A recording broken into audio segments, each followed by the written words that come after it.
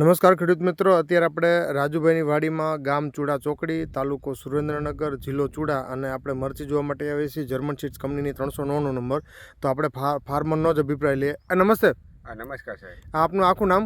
મારું નામ રાજુભાઈ બળદેવભાઈ સિંધવ, ગામ ચોકડી, તાલુકો ચૂડા, જિલ્લો સુરેન્દ્રનગર. ઓકે, અત્યારે તમે જે જર્મન સીડ્સ કંપનીની 309નો નંબર વાવેલી છે અને વાવેતરની તારીખ કઈ હતી? આપણે 15/6/2025.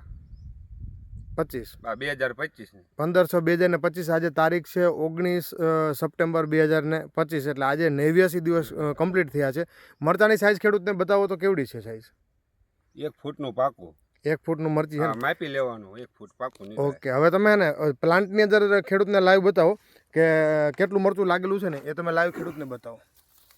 એક છોડની અંદર કેટલા મરચાં લાગેલા છે તમે લાઈવ જોઈ શકો છો. લીલામાં અને સૂકામાં બંનેમાં હાલ એવી વેરાયટી છે.